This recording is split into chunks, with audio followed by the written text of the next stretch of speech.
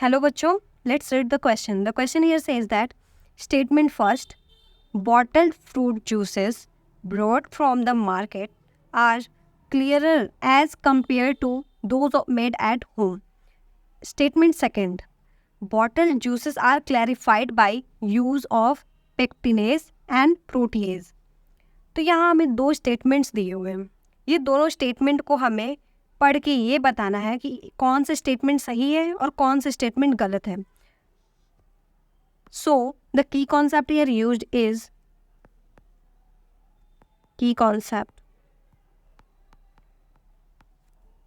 Clarification of fruit juices by use of enzymes. Fruit juices by use of enzyme. तो हम यहाँ पे कुछ एंजाइम का यूज़ करके फ्रूट जूस को कैसे क्लैरिफाई करते हैं, इस बेसिस पे हम इस क्वेश्चन को सॉल्व करेंगे.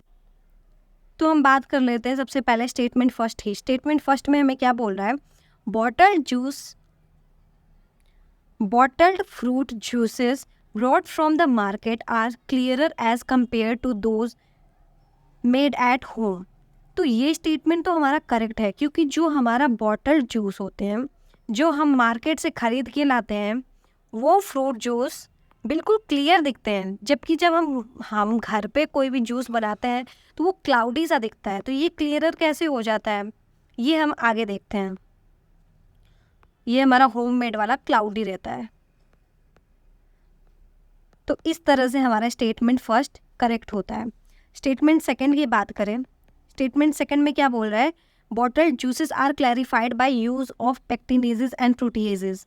तो ये स्टेटमेंट भी हमारा बिल्कुल करेक्ट है, क्योंकि जो बॉटल जूस है जो मार्केट में बनता है, उसमें जो इंडस्ट्री होती है बनाने वाली जूस, वो क्या करती है? वो एंजाइम का यूज़ करती है, जैसे कि पेक्टिनेजेस एंड प्रोटीएजेस. ये दो तरह के एंजाइम होते हैं.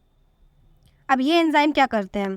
जैसे ये पेक्टिनेज क्या होता है? जो हमारा फ्रूट है, उसके सेल्स के सराउंडिंग में हमारा पेक्टिन होता है, सेल वॉल में. तो ये पेक्टिन को ब्रेक डाउन करता है, पेक्टिन का ब्रेक डाउन करता है, उसको डिज़ोल्व कर देता है. और इस पेक्टिन की वजह से ही हमारा जो भी जूस है वो क्लाउडी बनता है. तो अगर हम इसको डिज़ोल्व कर देते हैं तो वो क्लाउडीनेस चला जाता है और हमारा जो जूस है वो क्लियरर हो जाता है.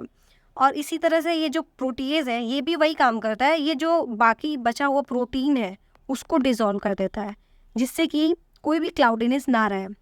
तो प्रोटीन भी हमारा डिज़ोल्व हो गया और पेक्टिन भी डिज़ोल्व हो गया. दोनों डिज़ोल्व हो गए तो हमारे क्लाउडीनेस जो है वो ख़त्म हो गई है. तो हमारा जो सॉल्यूशन है वो क्लियर बन गया है.